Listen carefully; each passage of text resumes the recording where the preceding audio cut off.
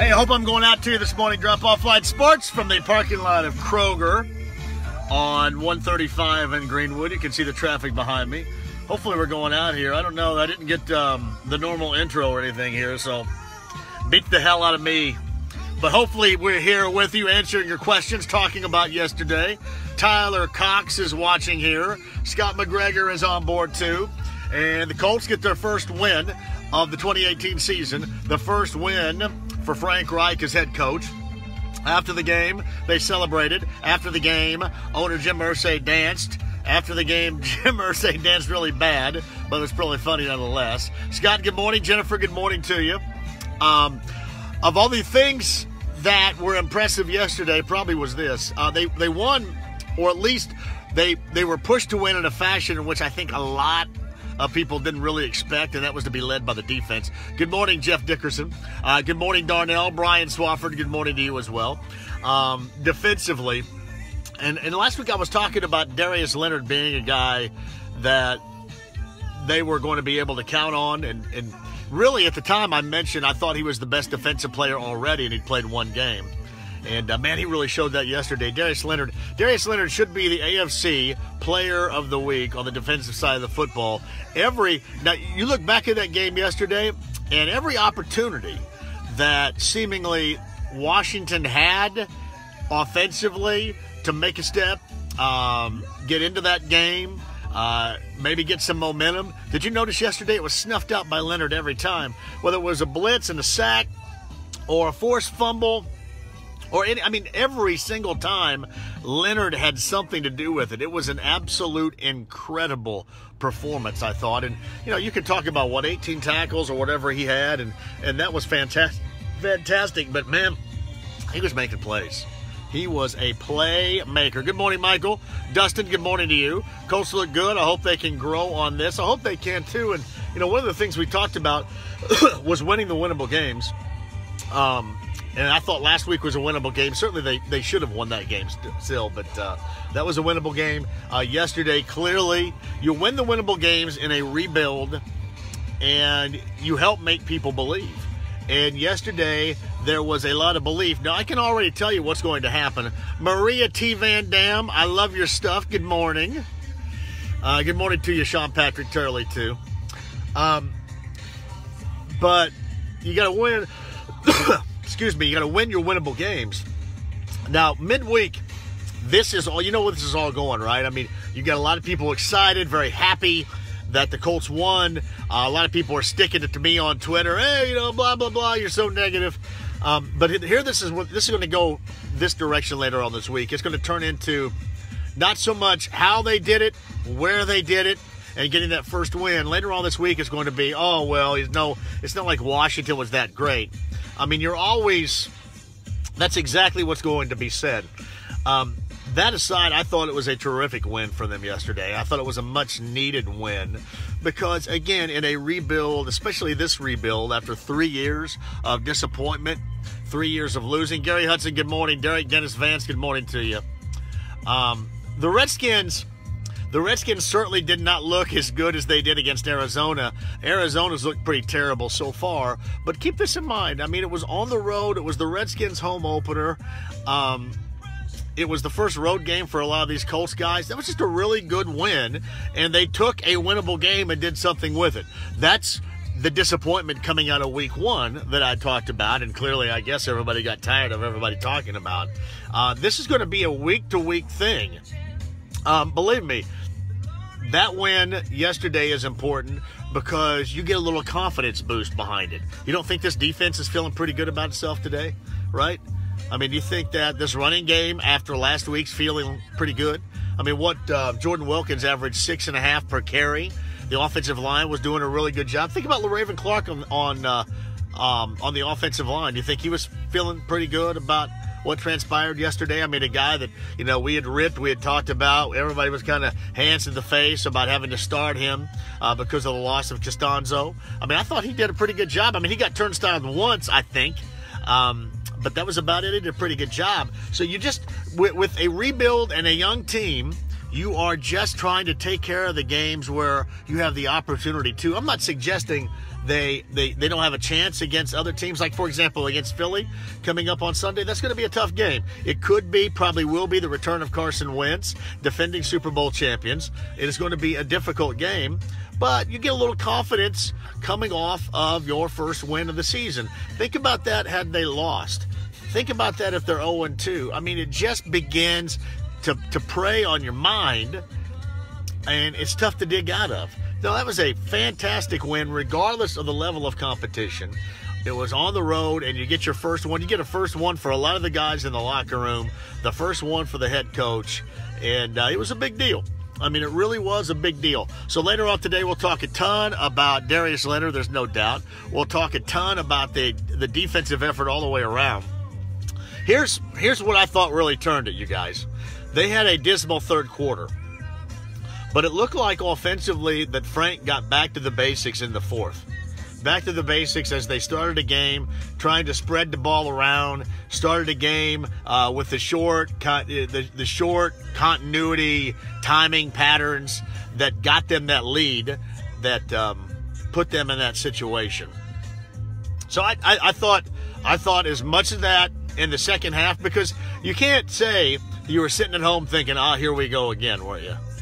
You were thinking, here we go again. We've seen this. We saw it last week. We saw a second half meltdown. The third quarter was terrible. And then all of a sudden, I thought Frank Reich and the coaching staff, especially offensively, reclaimed. The defense saved him a couple of times. They saved Luck after that pick by Swearinger, the second one that he threw right at him.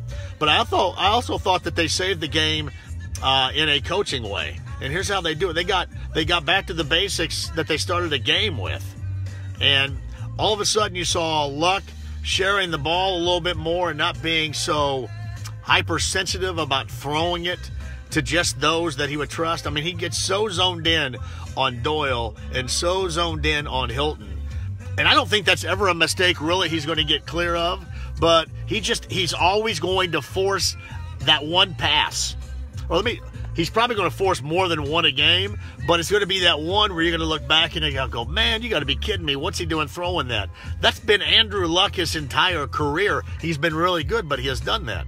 But I thought the coaches, after how many 3-and-outs did they have? Maybe 3 or 4 in the third quarter? I think after that, they stepped up and got back to the basics offensively. And I thought that was coaching. I really did. I thought that was coaching from the sideline. I was really impressed.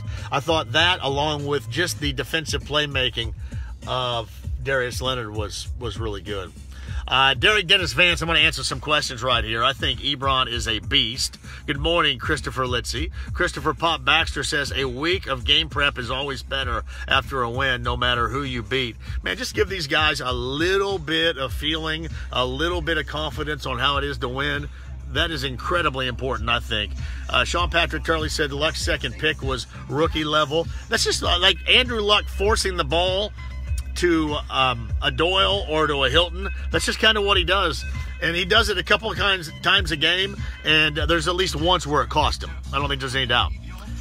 Jennifer says, finally think the Colts have the staff that they actually can do that now, unlike the previous group. I would agree with you there. Mike Dwyer said Washington looked terrible. Correct. Mike Dwyer said, I'm not reading that one. Colleen says Frank Reich is a real coach. You can kind of see that. Mike Dwyer says 11-5 linebacker is really good. I agree. Darius Leonard, we talked about Darius Leonard last week. 3 things that we did talk about and gave credit to last week, I thought come to fruition today. There's Darius Leonard, obviously. We talked about the coaching staff being able to coach things up and, just getting a little confidence in that situation. I mean, this had been with or without Luck. You saw it with Luck last Sunday. This had been with or without Luck. Some of these guys have gone through getting out to leads and then melting down in the second half. Then that happened last week, and you kind of wondered. But that's also something else that they did yesterday in that win was once Washington made that comeback, you saw the fourth quarter the way that the Colts played, and they put it away, whereas we have seen it's been all too familiar, the meltdowns in the second half. I thought that was really important. Really important. Heath writes this, the Hoosiers put the D back in Indiana. I thought IU looked really good against Ball State on Saturday. Boilermakers 0-3. That was a hell of a game, but they lost. They're 0-3. They lose to Missouri. Notre Dame will win over Vanderbilt. You get the rest of the NFL. The Ryan Fitzpatrick press conference was pretty damn awesome. Vontae Davis quits at the half. And people are going to say, you know, he wanted to quit, he wanted to walk away, so let him quit, let him walk away. Yeah, after the game, I don't know if you don't walk out of the halftime locker room in street clothes and say you're quit. You don't. You might quit after the game, but yeah, that's one that's going to. I think most people probably think that's the wrong thing to do. That's going to stick to you forever, right there. Derek Dennis Vance says, what are your thoughts on Ohio State against TCU? Man, they picked it up late, did they not? I mean, they picked it up late. I think, right, you have Alabama, and then you have Ohio State, and then you have everybody else. Alabama, Ohio State. Well, I tell you what, Alabama, Clemson, Ohio State, and then everybody else. Is that fair to say? Alabama, Clemson, Ohio State, everybody else, I think. D-baggish move by Davis. Yeah, it's bad. Someone's going to stick to him as if, I don't know if it matters if it sticks to him or not. Seltzer says, were you alive the last time the Hoosiers started 3-0? Well, here's normally, when you get off, when IU football-wise, when they've gotten off to nice 3-0 starts before the start of the conference season, this is going to be the telltale sign, right? Coming up on Saturday night at home against Michigan State. Normally, that's when you find out, and this is basic Hoosier lore here. This is when you find out or have found out in the past that, you know what, this is not real. That's when all of a sudden the dose of realism has hit the IU football program. We'll see if that's changed. Now, the one thing that they have right now, they've got a great deal of youth that looked really good, whether you're talking about Scott or Penix. I mean, really good-looking youth on that team. But this is always the telltale sign. I mean, a good, decent to good Big Ten team to open up. Everybody's feeling good. You got 3 consecutive wins. And then in the past, IU's kind of turned into IU football. We shall see.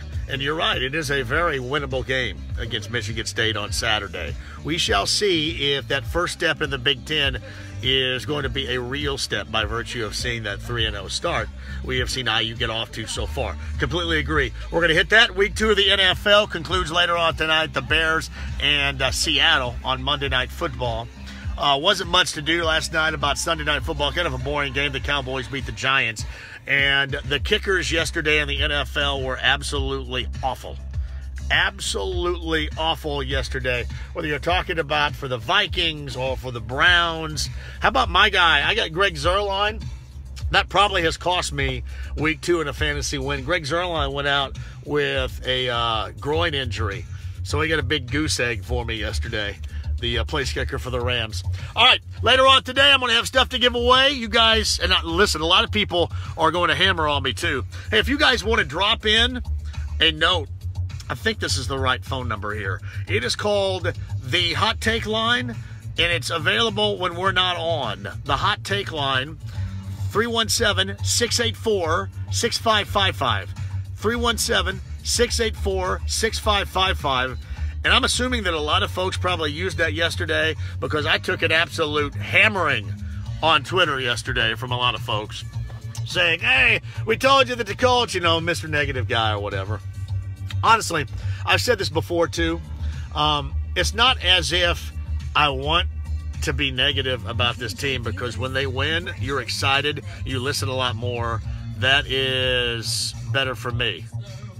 That is better for me, guys. All right?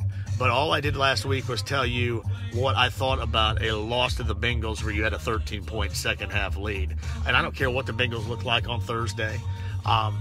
This was the type of game I expected at home by the Colts in week 1. Just win your winnables, all right? And sometimes, man, sometimes the truth does hurt, but there's nothing but good truth, nothing but solid truth we'll talk about later on today. 317-655, check that. 317-684-6555. 317-684-6555. We will get those and play them back later on today, and I'm sure laugh about it because they're going to be complete rip jobs at me. Drop Off Line Sports each and every morning right here. You can find us Normally I'm in the drop-off line, not in the Kroger parking lot right now. Must listen. Rick Venturi later on today at 3 o'clock. Hey, congratulations to Scott Dixon winning his 5th IndyCar title. Congratulations to Scott on that yesterday. And if you guys want to reboot your Colts predictions, go ahead. I'm sticking with 7 and 9, but if you want to reboot them, go ahead. And again, 317-684-6555. The hot take line is wide open for you right now. All right, later on today at 3 o'clock. Talk to you then.